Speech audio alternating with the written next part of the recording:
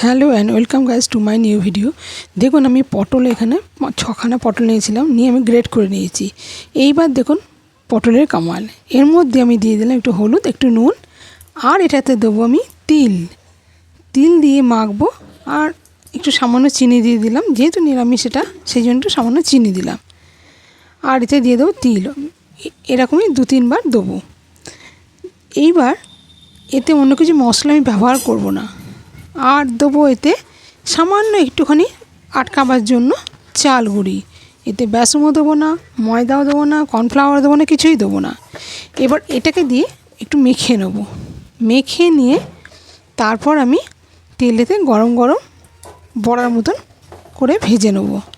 নিয়ে গরম ভাতের সঙ্গে দুর্দান্ত খেতে লাগে। যারা পটল খায় না তারাও চেটেপুটে খাবে। এটা একটা অসাধারণ রেসিপি। এটা আপনাদের খুব ভালো লাগবে যদি আপনারা এরকমভাবে ট্রাই করেন। এতে কোনো মশলারও দরকার নেই, কিছুই নেই, অথচ দুর্দান্ত স্বাদ লাগে। মশলা ব্যবহার করিনি এই কারণে, যেহেতু তিল আছে সেই জন্য এতে মশলা দিলে সেই তিলের স্বাদটা থাকবে না, তাই জন্যই আমি ব্যবহার করিনি। এটা একদম সাদামাটা।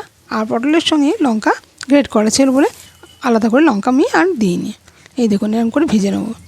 নিয়ে গরম ভাতের সঙ্গে ভালো লাগবে, এমনি চায়ের সঙ্গে স্ন্যাক্স হিসেবেও ভালো লাগবে খেতে। খুব সুন্দর খেতে হয়। পারলে আপনারা ট্রাই করুন। যদি রেসিপিটা ভালো লাগে তাহলে চ্যানেলটাকে সাবস্ক্রাইব করুন, পাশে থাকবেন, লাইক কমেন্ট করে জানাবেন। এই ছিল আমার আজকের রেসিপি।